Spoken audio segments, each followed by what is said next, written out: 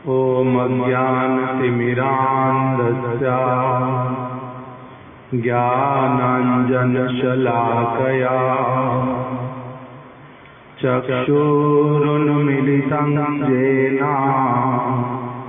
तस्मै श्रीगुरवे नमः। नमो विष्णुपादाय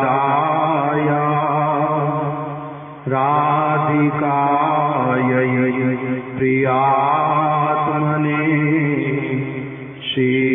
श्रीमद् भक्ति वेदांत नारायण इति नामिने। श्री कृष्ण लीला कथने सुदक्षम औदार्ये माधुर्ये गुणैश्च युक्तं वरं वरेण्यं पुरुषं महान्तं नारायणं स्वाम शिरसा नमामि। वाञ्छाकल्पतरुभ्यश्च कृपा सिन्धुभ्यैव च पतितानां पावनेभ्यो वैष्णवेभ्यो नमो नमः। नमो महावदन्याय कृष्णा प्रेम प्रदायते कृष्णाय कृष्ण चैतन्य नामिने गौरा त्विषे नमः। श्री कृष्ण चैतन्य प्रभु नित्यानंद श्री अद्वैत गदाधर श्रीवासादि गौर भक्त वृंद। हरे कृष्णा कृष्णा कृष्णा हरे हरे, हरे राम राम राम हरे हरे। आज शुभ एकादशी तिथि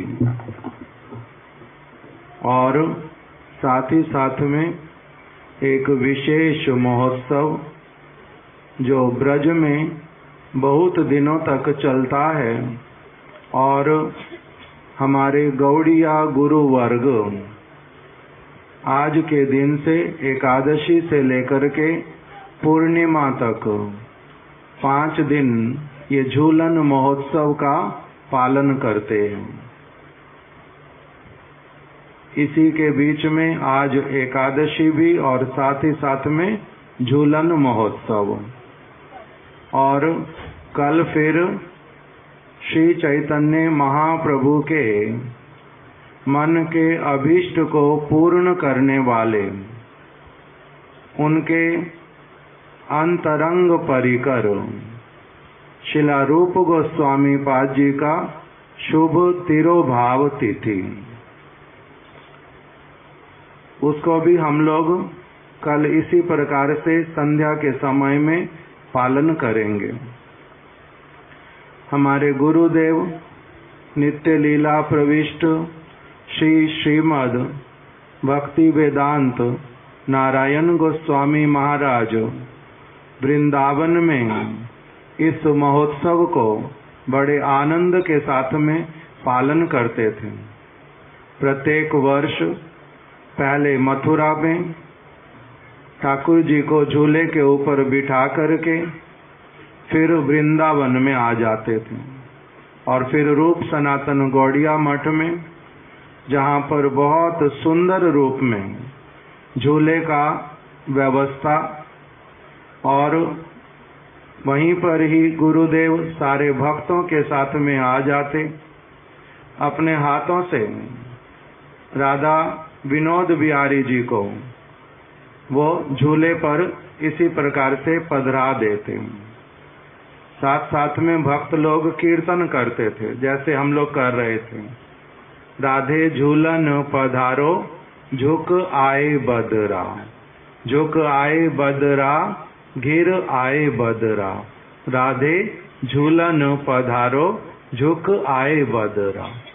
एक और ये कीर्तन चलता रहता हूँ। दूसरी तरफ गुरुदेव ठाकुर जी को बिठा करके उनका भोग निवेदन करते हैं, फिर उसके बाद में आरती करते हैं।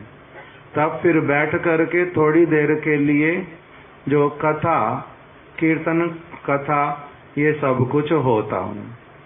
उसी श्रृंखला में उन्हीं के श्री चरण कमलों का स्मरण करते हुए, अनुसरण करते हुए हम लोग भी यहाँ पर छोटा सा क्षुद्र एक प्रयास श्री झूलन महोत्सव को पालन करने का। अन्यथा ये सब लीलाएं जिसमें राधा रानी और कृष्ण और ब्रज की, उनके राधा जी के पक्ष की विशेष विशेष सारी गोपियां, जहाँ पर उनकी दासियां, वो सभी एकत्रित होती हैं और किस प्रकार से प्रेम पूर्वक राधा जी को, कृष्ण को झूले पर बिठा करके कैसे वो उनको लाती हैं, किस प्रकार से सेवा करते हुए लाती हैं, कैसे फिर गान गाते हैं, नृत्य करते हैं, आनंद महोत्सव होता है, कैसे कुंज निकुंज को पूर्ण रूप में सजा करके रखते हैं। केवल एक स्थान पर नहीं, स्थान स्थान पर झूले पड़ते हैं। सावन का महीना और चारों ओर हरियाली छाई हुई और समस्त पक्षी परम आनंदित। कितने सुंदर सुंदर सारे ब्रज में फूल खिले हुए और मंद मंद समीर। फिर ऐसे वाले मल्हार के गान गाते, ऐसा गीत गाते, मल्हार बोलते हैं, ऐसे वाला गान जिसके द्वारा मेघ अपने आप से आ जाते हैं और फिर बहुत छोटी छोटी फुहारें, बूंदें उसमें से गिरती हैं। वर्षा नहीं होती, घनघोर वर्षा नहीं, केवल छोटी छोटी फुहारें पड़ती रहती हैं और उसी में फिर झूले पर राधा जी को लाते हैं। किस प्रकार से सभी लोग श्रृंगार करते हैं, कैसे गान गाते हैं, इसलिए और उसमें कैसा आनंद महोत्सव, उसी वस्तु का कीर्तनों के अंदर ये वर्णन कर देते हैं, छोटे छोटे भावना लेकर के। गोस्वामी वर्गों ने तो इसका बड़ा ही सुंदर रूप में वर्णन किया है, विस्तार से। ये एक विशेष लीला झूलन की, वहां पर किसी पुरुष का अधिकार होता नहीं, केवल मात्र गोपियां ही, उसमें समस्त गोपियों का ही समाज होता है, प्रवेश होता है। उसी के लिए एक कीर्तन जो बाद में गाया, उसमें क्या गाते हैं? झूला झूले राधा दामोदर वृंदावन में, अर्थात सेवा कुंज में, जहाँ पर कृष्ण जो हैं वो सभी गोपियों की सेवा करते हैं। वहाँ पर उनको मन में ये भावना रहता नहीं है कि मैं भगवान हूँ। वो सभी गोपियों के प्रति इतना अधिक अपने आप को ऋणी अनुभव करते हैं, क्योंकि गोपियां अपने प्राण भर करके, प्राण दे करके उनकी सेवा करती हैं। उनकी सेवा में किसी प्रकार की अपने सुख की कोई कामना नहीं होती। कृष्ण की प्रसन्नता के लिए सारा कुछ करती हैं, इसलिए कृष्ण उनके प्रेम के ऋणी बन जाते हैं और उनके चरणों में लोट-पोट भी खाते हैं। उनके चरणों की रज को लेकर के अपने मस्तक पर लगाते हैं, अपने हाथों से पुष्प चयन कर लाते हैं, उनके लिए पुष्पों के श्रृंगार बना देते हैं, बहुत प्रकार की सेवा करते हैं। तो इसीलिए कीर्तन में आ जाता है, राधे झूला झूले राधा दामोदर वृंदावन में। और आगे, कैसी छाई हरियाली आली कुंजन में। यमुना के तट पर सेवा कुंज है। यमुना के तट अत्यंत सुंदर, जैसे कि वहां पर किसी स्वयं कृष्ण ने विश्वकर्मा का रूप धारण करके इतना सुंदर वहां पर सब व्यवस्था कि उसको देखते ही एकदम से सभी के मन में आनंद छा जाता है। इसलिए उसी के लिए बोलते हैं, झूला झूले राधा दामोदर वृंदावन में, कैसी छाई हरियाली आली कुंजन में। वहां पर स्थान स्थान पर यमुना के तट पर कुंज हैं, निकुंज हैं।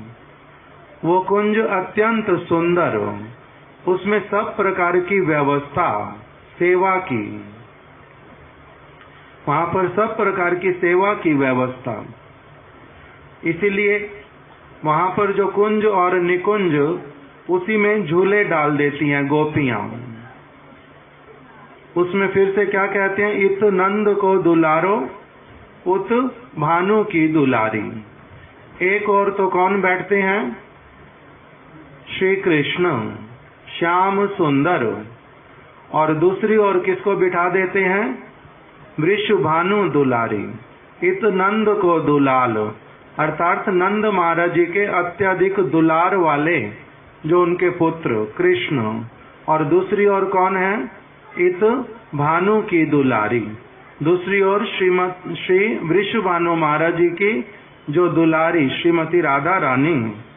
जोड़ी लागे अति प्यारी बसी नयनन में। ये जोड़ी जो है किसको प्यारी लगती है, बच्चे को लेकर के पीछे बैठ जाओ। जोड़ी लागे अति प्यारी बसी नयनन में, ये जोड़ी किसको प्यारी लगती है, वहां पर जो समस्त गोपियां वो उस जोड़ी को देख करके परम आनंदित होती हैं। इसीलिए उनके विषय में बतलाया, गोपियों के विषय में, कि वो राधा और कृष्ण को एक साथ में देख करके परम आनंदित होती हैं। युगल मिलन सुखेर कारण। उनके लिए इस प्रकार से राधा और कृष्ण को एक ही स्थान पर ला करके उनको विहार करवाना, वही उनका क्या है, वास्तविक सुख है। इसी में गोपियां प्रसन्न रहती हैं। यमुना के कोल पहिर सुरंग दुकूल। यमुना के तट पर, यमुना के कोल, यमुना के तट पर पहिर सुरंग दुकूल। सुरंग क्या होता है, अच्छे अच्छे रंगों वाले। पहिर मतलब पहन करके, सुरंग बहुत सुंदर सुंदर रंगों वाले सारे वस्त्र श्रृंगार। पहिर सुरंग दुकूल, अत्यंत सुंदर सुंदर, मन को भाने वाले, आंखों को सुंदर लगने वाले, बहुत चित्र विचित्र रंगों के वस्त्रों को धारण करके समस्त गोपियां वहां पर जैसे कि कोई बहुत महान महोत्सव हो, परम आनंद प्रदान करने वाला, इस प्रकार के वस्त्रों को धारण करके आती हैं। तैसे खिल रहे फूल इन कद मन में। और क्या करती हैं, साथ ही साथ में ऐसे ऐसे सुंदर पुष्पों का चयन करके लाती हैं। जैसे जैसे राधा और कृष्ण झूले की ओर बढ़ते हैं, उनके चरणों में पुष्पों को डालती जाती हैं। चारों ओर से पुष्पों की वर्षा होती है। कितनी सारी गोपियां और दासियां स्थान स्थान पर वृक्षों के ऊपर बैठ जाती हैं और वहीं से सारे ऊपर से पुष्पों की वर्षा करते रहते हैं। इस प्रकार से अनेक पुष्प वहां पर क्या होते हैं, तैसे खिल रहे फूल इन कद मन में, उनके चरणों में ला करके ऐसे फूल बिछा देते हैं। पूरा मार्ग जो है कैसा बन जाता है, एकदम से रंग बिरंगे पुष्पों से सुशोभित। गौर श्याम रंग घन दामिनी के संग। श्रीमती राधा रानी के अंगों का जो रंग है वो कैसे वाला है, उसके लिए बता दिया गौर श्याम रंग। गौर मतलब राधा रानी का रंग और श्याम मतलब कृष्ण का रंग। और तुलना किसके साथ में कर दी, घन दामिनी के संग। कृष्ण का जो श्याम वर्ण है, श्याम रंग है, वो कैसे वाला है, घन श्याम, एकदम से नए नए मेघों के जैसा।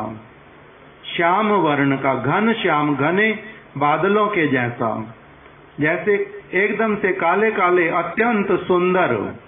अभी ऐसे वाले मेघ जिनमें से क्या होगा, वर्षा अभी होएगी ही होएगी। इस प्रकार का जो मेघ का रंग, वैसे वाला रंग तो किसका है, श्री कृष्ण का। और श्रीमती राधा रानी का कैसा है, गौर वर्ण। उसकी तुलना किसके साथ कर दिया, दामिनी के संग। दामिनी किसको कहते हैं, जो मेघों में बिजली कड़कती है, जो उस समय एकदम से रंग सफेद सफेद, थोड़ा थोड़ा पीला उसमें मिला हुआ, जैसे वाला घन दामिनी। घन मतलब कृष्ण और दामिनी मतलब, घन मतलब मेघ और दामिनी मतलब उसमें जो बिजली कड़कती है, अत्यंत सुंदर जो उसका रंग, वो श्रीमती राधा रानी के अंगों का रंग है। इससे उनको कहते हैं गौर वर्ण की है राधा रानी। कौन से वाला गौर वर्ण, एक गौर वर्ण होता है गोरा, दूध के फेन जैसा, किंतु राधा रानी का रंग वैसे वाला नहीं है।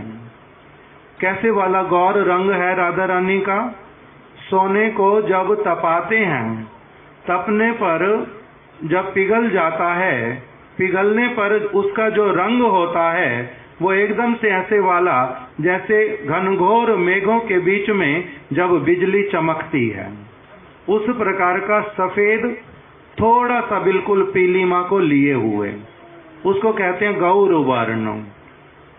तो इसलिए तुलना किया कि जब दोनों झूले के ऊपर बैठते हैं तो उनका झूला जब झुलाया जाता है, वो इतना ऊंचा उसको झुलाते हैं कि जैसे आकाश में वो लहरा रहा हो। और उसी में दूर से प्रतीत होता है कृष्ण को देख करके कि वो मेघ हैं, और राधा रानी को देख करके प्रतीत क्या होता है, उसमें जो प्रकाश है वो राधा रानी है। इसीलिए तुलना कर देते हैं गौर श्याम रंग घन दामिनी के संग। भई अखियां अपंग छवि भरी मन में। उस छवि को देख करके, उस दृश्य को देख करके जो समस्त सखियों का समाज जो जहां कहीं पर भी विराजित, वो सभी ऐसे ऐसे स्थानों को बैठने के लिए चयन करते हैं जहां से उनको देखने में कोई बाधा ना हो, बड़े ही निर्विघ्न रूप में निरंतर जहां से वो देख पाए। भाई अखियां अपंग, उनके जो नेत्र हैं वो कैसे हो जाते हैं, एकदम से पलक झपकती नहीं, आंखें खुली की खुली रह जाती। अर्थात इतना मनोहर, मन को मोह लेने वाला, इतना सुंदर दृश्य ऐसी वहां पर राधा और कृष्ण की माधुरी उसको देख करके पलकें झपकना भूल जाते हैं। इसलिए बोल रहे हैं भाई अखियां अपंग, उनके नेत्रों में अब पलकें झपकती नहीं हैं। छवि भरी मन में, और मन में अपने उस छवि को, उस रूप को ऐसे भर लेना चाहते हैं, ऐसे भर लेना चाहते हैं कि जैसे वही छवि ही केवल सब समय नेत्रों में रहे, मन में रहे, हमारे को और कुछ जीवन में कुछ दिखलाई ही ना दे। इसी को बोलते हैं भाई अखियां अपंग, छवि भरी मन में, झूला झूले राधा दामोदर वृंदावन में। फिर क्या बोल रहे हैं, राधा मुख और नैन श्याम के चकोर। राधा जी के मुखमंडल को जो सब समय कृष्ण की ऐसी वाली सेवाएं करती हैं जो कि कोई नहीं कर सकता, इसलिए राधा रानी का नाम एक बताया सेवा रानी। इतना अधिक सेवा करती हैं कृष्ण के लिए कि कृष्ण ही एकमात्र, वो क्या समझती हैं, कृष्ण की समस्त सेवाएं सब समय के लिए मेरी हैं, सारी सेवाएं मेरी हैं। और कृष्ण की सेवा के लिए, उनकी प्रसन्नता के लिए जो मेरी थोड़ी सी सहायता कर देता है वो मेरे धन्यवाद का पात्र है।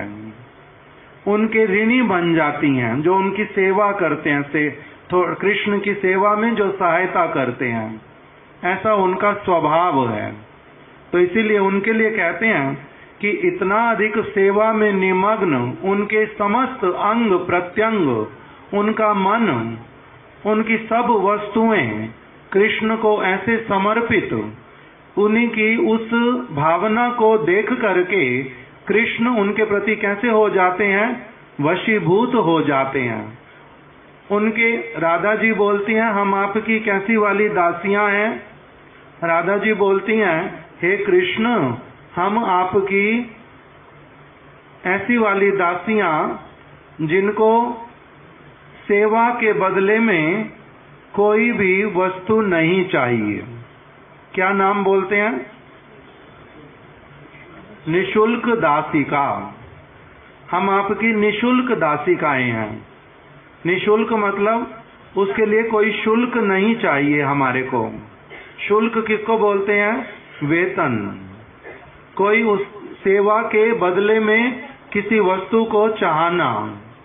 किंतु राधा रानी और गोपियां वो क्या भावना रखती हैं, हे कृष्ण हम आपकी कौन है, निशुल्क दासिका। हम आपकी बिना शुल्क लेने करके सेवा करने वाली हम आपकी दासियां हैं। और कृष्ण क्या कहते हैं उनकी इस प्रकार की भावनाओं को देख करके, इस जगत में साधारण सा कोई व्यक्ति, सज्जन व्यक्ति अपने सेवक को प्रेम पूर्वक सेवा करते देख करके कितने ही प्रकार के उपहार देते हैं। अगर सेवक अच्छे से सेवा करता है, वेतन लेकर के भी अगर करता है, वेतन लेकर के करने पर भी अगर अच्छे से करता है तो उसको क्या देते हैं, बहुत प्रकार के समय समय पर उपहार देते हैं। जो उनको वेतन देना होता उसके साथ में कुछ न कुछ और भी देते रहते। उनके खाने की, विश्राम करने की भी चिंता करते हैं। तब फिर जो सज्जनों के सज्जन, जो स्वयं भगवान हैं श्री कृष्ण, जो सब प्रकार के महान गुणों के भंडार हैं, वो जब देखते हैं कि इस प्रकार की सेवा करने वाले उनके जो भक्त, उनके लिए वो कैसे हो जाते हैं, अपने लिए वो क्या कहते हैं, गोपियां कहती हैं हम आपकी हैं निशुल्क दासिका। और कृष्ण क्या कहते हैं, ना पारे अहम निर्वद्य संयुजाम। हे गोपियों, मैं तो तुम्हारी सेवाओं के कारण, तुमने मेरे को जिस प्रकार का प्रेम किया है, उस प्रकार के प्रेम के कारण मैं तो तुम्हारा इतना ऋणी हूँ, इतना ऋणी हूँ कि मैं चिरकाल के लिए अपने आप को आपके चरणों में बेच देता हूँ। बेचने पर भी मैं तुम्हारे ऋण से उऋण नहीं हो पाऊंगा। क्यों? क्योंकि तुम जिस प्रकार से मेरे को स्नेह करती हो, मैं उस प्रकार से स्नेह तुम्हें नहीं कर पाता। भगवान होने पर भी तुम मेरे लिए क्या करती हो? आर्ये पथम चाहित्वा। रमणी मोहन, कौन सा श्लोक है ये?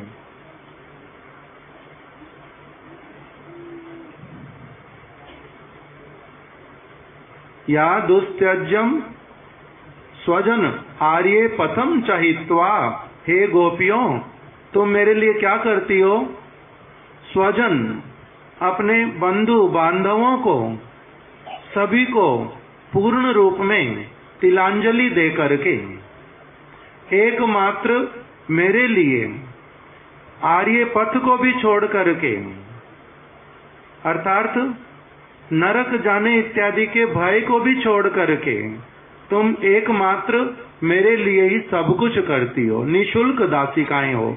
सत्य ही कहा तुमने, सत्य ही कहा। बंधु बांधवों को, अपने शरीर की आसक्ति को, अपनी किसी कामना को रखती ही नहीं हो। किंतु मैं इच्छा करने पर भी मैं किसी को भी नहीं छोड़ सकता। मैं किसी को नहीं छोड़ सकता। मैं माता यशोदा को, मैं नंद बाबा को, अपने सखाओं को, अपने किसी भी और भक्त को, अभी जो भक्त बनने की इच्छा करता है उसको भी मैं अनदेखा नहीं कर सकता हूँ। किंतु तुम क्या करती हो? एकमात्र मेरी सेवा में सब समय नियुक्त रहती हो। इसलिए कहते हैं ना पारे अहम, मैं तुम्हारे जो तुम्हारी सेवाओं के बदले में मैं तुम्हें कुछ भी नहीं दे सकता वास्तविक रूप में। इसलिए तुम अपने साधु स्वभाव से मेरे को क्या कर लो? मेरे को केवल मात्र स्वीकार कर लो। मेरे को, मैं ही तुम्हारे पास में बिक गया। मेरे को जैसा तुम चाहो वैसे मेरे साथ में व्यवहार करो। तो इसलिए यहाँ पर बोल देते हैं, राधा मुख और नैन श्याम के चकोर। राधा रानी की इस प्रकार की भावनाओं को देख के कृष्ण जो है सब समय उनको निहारते रहते हैं। क्यों किसी को कोई निहारेगा? गुरु शिष्य को अथवा भगवान अपने भक्तों को कृष्ण किसको निहारेंगे? जिसके प्रति प्रेम उत्पन्न होता है, जिसके प्रति बहुत अच्छी भावनाएं आती हैं, जिनके प्रति कृपा करने की इच्छा करती है, जिनके पास में मन भागता है। इसलिए राधा जी को कृष्ण उसी प्रकार से देखते हैं। सखियन प्रेम डोर लागी चरणन में। जो झूले में डोरी लगाते हैं वो किस चीज की होती है? किससे खींचते हैं राधा और कृष्ण को? सखियां अपने प्रेम के द्वारा, प्रेम की डोरी से। जैसे इस जगत में कहते हैं बच्चों के साथ में माता पिता की जो प्रेम का बंधन है वो कैसे वाला होता है? उनके बीच में जो बंधन, उसमें कोई डोरी दिखाई देती है? रस्सी बंधी हुई है आसक्तियों वाली, दिखाई नहीं देती, किंतु प्रेम की डोरी। इसी प्रकार से वहां पर सखियां जो हैं, सखियन प्रेम डोर, सखियों के प्रेम की डोरी है जिससे वो बंधे हुए चले आते हैं और झूले पर बैठ जाते हैं। और सखियां उनको क्या करती हैं? उसी प्रेम डोर से ही कभी ऊपर, कभी नीचे, कभी कैसे तो कभी कैसे उनको झूला झूलाती हैं। इसी को क्या कहते हैं? झूलन महोत्सव। जहाँ पर कृष्ण है, जहाँ पर राधा रानी है, जहाँ पर सारी ब्रज की सखियां हैं, उसी महोत्सव कहाँ पर हैं वो? कुंज और निकुंज में। कभी झूले पड़ते यमुना के तट पर, कभी झूले पड़ते हैं बरसाना में पर्वत के ऊपर, कभी गिरिराज गोवर्धन की कंदराओं में, कभी किसी कुंज में, कभी किसी निकुंज में। अलग अलग स्थानों पर झूले पड़ते हैं। राधा रानी कभी कभी क्या करती हैं? आना नहीं चाहती, कृष्ण से मान करके बैठ जाती हैं। मान करके बैठना क्या होता है? रूठ जाना, रूठ जाती हैं। कृष्ण उनको मनाने के लिए अलग अलग प्रकार की व्यवस्था करते हैं।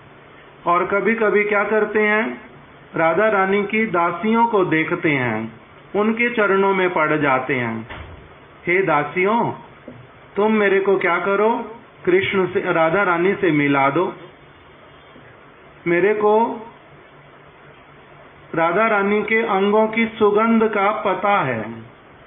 मेरे नाक में सुगंध पवन देव ने लाकर के बता दी है कि वो किस कुंज निकुंज में हैं, किंतु तब भी मेरे को वहां पर प्रवेश नहीं है। मैं तुम्हारे चरणों में पड़ता हूँ, मैं तुम्हें प्रार्थना करता हूँ कि मेरे को अपनी स्वामिनी के दर्शन करा दो। राधा रानी की दासियों के चरणों में पड़ जाते हैं कृष्ण। इसीलिए हमारे गुरु वर्ग कीर्तन में कह देते हैं, राधार दासीर कृष्ण सर्व वेदे बोले। राधा रानी की जो दासियां हैं उनके भी चरणों में पड़ जाते हैं कृष्ण कि मेरे को क्या करो, राधा रानी से मिला दो। तब फिर सखियां देखती हैं उनकी जब दशा को, उनकी प्रार्थनाओं को सुनती हैं, तब उनको कहती हैं, देखो हमारे सामने पहले कम से कम 10 बार उठक बैठक लगाओ। उठक बैठक लगवाती हैं। फिर उनको बोलती हैं कि अपने कानों को अच्छी तरह से पकड़ो। फिर राधे राधे पुकार करके उनसे क्षमा प्रार्थना करो। अभी फिर दंडवत प्रणाम करो। इस प्रकार से अलग अलग प्रकार से उनको क्या करती हैं, पहले कृष्ण के क्षमा मांगने पर ठीक से अपने सामने क्षमा मंगवाती हैं। उसके बाद में कहती हैं, जी ठीक है, अभी यहीं पर थोड़ा सा प्रतीक्षा करो, हम भीतर में जाएंगी। हम देखती हैं कि राधा रानी जो हैं इस समय किस प्रकार की उनकी मन की स्थिति है, उनको तुम्हारे विषय में पहले बतलाएंगी। इस प्रकार से अंदर जाकर के राधा रानी के सामने कृष्ण की महिमा गाती हैं। राधे, कृष्ण बहुत गुणशाली हैं, वो तुमसे मिलना चाहते हैं, तुम्हारे दर्शन करना चाहते हैं। बहुत प्रकार से काकुति मिन्नती कर रहे हैं। उनका हृदय सचमुच में निर्मल हो गया है, आंखों से उनकी आंसू बह रहे हैं। इस प्रकार से कृष्ण की महिमा गा करके उन्होंने अपनी वंशी तक भी हमें दे दी है।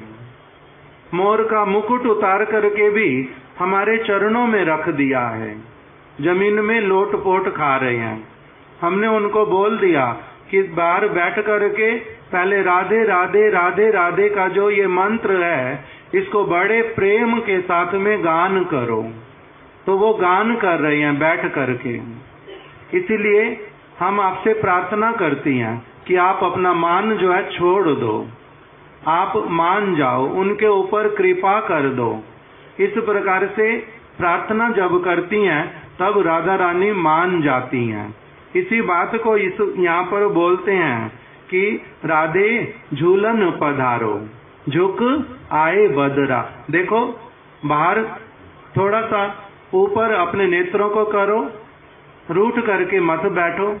देखो झुक आए हैं बदरा। बदरा मतलब सावन के महीने में जो मेघ जो आ जाते हैं, एकदम से नीचे उतर करके आ जाते हैं, बिल्कुल पास में दिखलाई देते हैं और आकाश में घूमते हुए दिखाई देते हैं, इधर से उधर जाते हुए। जिस तरफ वायु चलती है उसी तरफ चल पड़ते हैं, उन मेघों को कहते हैं बदरा। तो इसलिए राधे देखो बदरा जो है वो छा गई है सब और। झुक आए बदरा, घिर आए बदरा। एक तो झुक आए हैं बहुत, और दूसरा साथ ही साथ में चारों ओर वो क्या कर रहे हैं, घिर आए हैं। ऐसो मान नहीं कीजिए, ऐसे समय में मान मत करो, ऐसो मान मत कीजिए, नहीं कीजिए, हट छोड़ो री अली। हे सखी, आप क्या करो, अपने हट को इस समय छोड़ दो। बिल्कुल ये समय, ये अवसर हट करने का नहीं है। तुम तो परम सयानी वृषभानु की लली, हे वृषभानु की दुलारी, वृषभानु की लली, तुम तो परम सयानी हो। इसलिए तुम क्या करो, जितना शीघ्र हो हम सारी दासियां प्रस्तुत, सारा आपके सजने का, आपके संवरने का सारा जो श्रृंगार सारा प्रस्तुत है। साजो 16 श्रृंगार। 16 श्रृंगार क्या होता है? चरणों का श्रृंगार, कमर का श्रृंगार, हाथों का श्रृंगार, बाजूबंद का श्रृंगार, गले का श्रृंगार, फिर मस्तक का श्रृंगार, फिर ठोडी का श्रृंगार, नासिका का श्रृंगार, कानों का श्रृंगार, फिर जूड़े का श्रृंगार। इस प्रकार से बहुत प्रकार के जो श्रृंगार, इसको एक साथ में क्या कहते हैं? साजो 16 श्रृंगार। और फिर डारो नैनन कजरा, तुम्हारे नेत्रों में हम क्या कर देंगी? आपको 16 श्रृंगार से सजाएंगी और आपके नेत्रों में जो कजरा है, काजल अत्यंत सुंदर, उसको लगा देंगी। और पहरो 5 रंग साड़ी, आप क्या कर लो, आज 5 रंग के वस्त्रों से बनी हुई जो 5 रंगी, पहरो 5 रंग साड़ी, ओढ़ो श्याम चदरा। आप ऊपर से क्या ओढ़ लो? श्याम चदरा। श्याम रंग का राधा रानी क्या करती हैं? ऊपर से एक वस्त्र लेती हैं जो बिल्कुल कृष्ण के अंग का जो घन श्याम वर्ण, उसी वर्ण का जो होता है, उसको कहते हैं श्याम चदरा। ओढ़ो श्याम चदरा। राधे झूलन पधारो, झुक आए बदरा। तेरो रसिक प्रीतम, आपके जो प्रीतम है श्री कृष्ण, वो कैसे हैं? आपके मन की सारी भावनाओं को जानने वाले, वो सारी बातों को समझते हैं। और कभी कभी उनसे भले ही थोड़ी भूल हो जाती है, किंतु वो मन से पूर्ण रूप में तुम्हारे ही हैं। हम अपनी आंखों से देख करके आई हैं, उनका ध्यान और किसी तरफ जा नहीं रहा, पूर्ण रूप में तुम्हारे में लगा हुआ है। तुम्हारे लिए हम जैसी छोटी छोटी दासियों के भी चरणों में पड़ रहे हैं, तब तुम्हारे प्रति उनकी कैसी भावना होगी। इसीलिए तेरो रसिक प्रीतम, वो सारे रसों को, आपके मन की बातों को जानने वाले हैं। रसिक प्रीतम मग जोहत खड़ो, वो तुम्हारे मार्ग को जो रहे हैं, बाट जो रहे हैं तुम्हारी, वो तुम्हारी बाट जो रहे हैं। क्षण क्षण में उनके नेत्र जो हैं वो केवल मात्र कुंज के द्वार पर लगे हैं कि हम तो जो ये कुंज के लता पता हैं, इसके भीतर में से देख रही हैं बाहर की ओर। वहां पर वो क्या कर रहे हैं? एक एक क्षण में केवल इसी ओर देखते जा रहे हैं, कब द्वार खुलेगा, कब द्वार खुलेगा, मेरे को भीतर बुलाएंगे ना राधा रानी को बाहर लेकर के आएंगे। इस प्रकार से वो क्या कर रहे हैं? मग जोहत खड़ो, वो आपके मार्ग को बाट जो रहे हैं तुम्हारी। राधे जहां पग धरो श्याम नैना धरो। हे राधे, आप अपने चरण कमलों को उठा करके तो देखो, जहां आप चरण रखोगी ना, कृष्ण अपने क्या करने के लिए प्रस्तुत हैं? अपने नेत्रों को भूमि के रूप में वहां पर बिछाने के लिए प्रस्तुत हैं। इस प्रकार का उनका आपके प्रति समर्पण हुआ है। इसलिए राधे जहां पग धरो श्याम नैना धरो। डारी रेशम डोरी जापे झूले राधा गोरी। हम लोगों ने तो झूले डाल दिए हैं, उस पे रेशम की डोरियां बांध दी हैं, और अब हम केवल प्रतीक्षा कर रही हैं कि राधा रानी अपने मान को छोड़ देंगी और कहाँ चलेंगी? झूले में पधारने के लिए। इसलिए आप क्या करो, हम देखना चाहती हैं कि आप झूले पर बैठो और हम आपको झूले पर क्या करें? झूलाएं। इसी का नाम क्या बता दिया? झूलन महोत्सव। इसमें अनेक अनेक और कीर्तन लगे। कहाँ पर कौन से वृक्षों में झूले लगते हैं? कदम्ब की डार। और एक कीर्तन में क्या बताते हैं? इसी प्रकार का एक और कीर्तन है जिसमें बताते हैं कि कदम्ब की डार पे उस समय राधा रानी जब धीरे धीरे आ जाती हैं, तब क्या होता है, कृष्ण उनको लेकर के, सखियां तो ला ही रही हैं, कृष्ण उनको स्वागत करके झूले पर लेकर के आते हैं। उसके बाद में नन्ही नन्ही बूंदें जो हैं वो पवन के साथ में, वायु के साथ में जल की नन्ही नन्ही बूंदें वो आ जाती हैं। भीजत रंग साड़ी, उससे उनके राधा रानी के वस्त्र, उनके पल्लू, उधर कृष्ण का जो मुकुट इत्यादि थोड़े थोड़े वस्त्र वो भी कैसे हो जाते हैं? भीग जाते हैं, बहुत थोड़े थोड़े। इस प्रकार से झूला झूलते हैं। कभी कृष्ण झूले को जोर से झुलाते हैं और राधा रानी कहती हैं झूले को क्या करो, थोड़ा धीरे से झुलाओ, नहीं तो मुझे क्या लगता है, डर लगता है, इतना जोर से झूले को मत हिलाओ। कदम की डार अर्थात कदम्ब के वृक्ष की डाल के ऊपर झूले पड़ते हैं और कदम्ब के फूल जो हैं उस समय अत्यंत सुगंध युक्त, और उसके जो कदम्ब के फूलों में गोल होता है फूल, और उसमें बीच बीच में छोटे छोटे बहुत सारे पराग जो हैं वो लगे रहते हैं। जैसे ही झूले को झुलाते हैं वो सारे पराग एक एक करके वो अपना ऊपर से गिरते जाते हैं। इसलिए झूले किस पे डलते हैं? कदम्ब की डाल पे डलते हैं। और डारियो अति मनहारी, इतना मन को मोह लेने वाले होते हैं। इनको हिंडोला भी कहते हैं झूले को। और ये किस प्रकार के होते हैं? कभी कभी तो पुष्पों के बने हुए, कभी सोने चांदी हीरे मोती जवाहरात के बने हुए, कभी चंदन की लकड़ी से बना करके बहुत सुंदर उसके ऊपर पुष्पों का पूरा बिछौना बिछा करके, अलग अलग प्रकार के, इसलिए उसको बोलते हैं सुघड़। इस प्रकार से उसको घड़ा जाता है। जैसे सुनार सोने के आभूषणों को घड़ता है, ऐसे ही झूलों को घड़ते हैं बहुत सुंदर रूप में। सखियां ऐसे उनको बनाती हैं, उसमें चित्रकारी होती है अनेक प्रकार की, उसके अलग अलग आकार, दोनों तरफ से मोर दिखलाई पड़ते हैं, किसी तरफ से कोकिल दिखलाई देता है ऊपर से, कहीं पर एकदम से झूला देखने पर भी पता ही नहीं चलता बैठे कहाँ हैं, पूरा का पूरा कैसे लगता है ये लता और पत्ता का बना हुआ है। ऐसे अनेक प्रकार के झूले। इसीलिए वहां पर बैठ करके कभी कभी क्या होता है, कृष्ण एक और मुख कर लेते हैं, राधा रानी दूसरी ओर मुख कर लेती हैं। अनेक प्रकार के वहां पर झूले बनते हैं। इसी प्रकार के कीर्तन सारे किए गए कि वहां पर कंचन पटरी हिरन जड़ रही। कांचन क्या?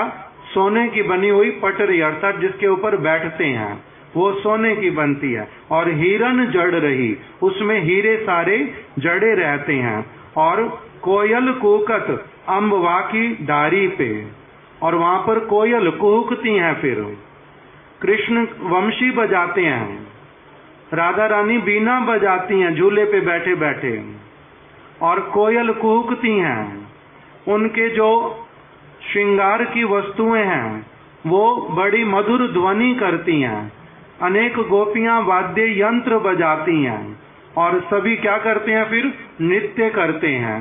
कभी कृष्ण अपनी वंशी को रख देते हैं और रखने के बाद में एकदम से कहते हैं वाह वाह वाह ऐसे करके। और फिर कभी कभी क्या करते हैं, तान छेड़ते हैं। जिस प्रकार से सखियां मल्हार गाती हैं उनके साथ में मल्हार गाते हैं। और इस प्रकार से ये झूलन महोत्सव, इसी में सखियां उनको बहुत प्रकार के जो भोजन इत्यादि वो सारे ला करके प्रस्तुत करती हैं। ऐसे करके रिम झिम रस बूंदिया झरेरी, वहां पर रिम झिम वर्षा होती है। और कदम्ब के डारियां जो हैं वो सखियों की जिस प्रकार की लंबाई होती है, उस प्रकार से उनको देख करके कदम्ब के जो वृक्ष हैं वो अपनी डालियों को, क्योंकि वो भी कैसे हैं, सजीव, सेवा करके परम आनंदित होते हैं, वो अपनी डालियों को अपनी इच्छा से ऊपर और नीचे कर देते हैं।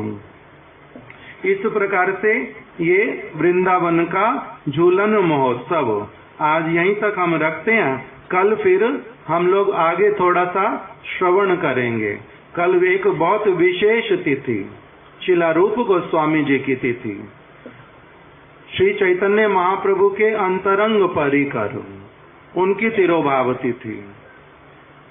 कल हम लोग उनके विषय में कथा सुनेंगे विशेष रूप में। जो भक्त लोग वृंदावन जा सकते हैं, हमारे रूप इधर इस बार गोपीनाथ भवन में, वहां पर महोत्सव है, बहुत सारे भक्त लोग एकत्रित होंगे, कथा कीर्तन होता है, 4 दिन का महोत्सव है। जो भक्त लोग जा सकते वहां पर भी जाकर के विशेष रूप में कथा श्रवण कर सकते। झूलन महोत्सव की जय। श्रीमती राधा रानी की, श्री कृष्ण की, श्याम सुंदर की, श्री राधा माधव की, शिला गुरुदेव की, समस्त सखी समाज की, शिला गुरुदेव की, गौर प्रेमानंदे, हरि हरि बोल। समय क्या हुआ? आज घड़ी नहीं दिखाई देती यहाँ से। 9:20। आपको कौन सा कीर्तन आता है? जोर से बोलो। वो पालनहारे। ठीक है। एक बच्ची 2 मिनट के लिए कीर्तन करेगी, उसके बाद फिर हमें सभी उठ करके, आप लोग धीरे धीरे करके, जिसने झूले के दर्शन नहीं किए राधा माधव जी के, उधर आकर के दर्शन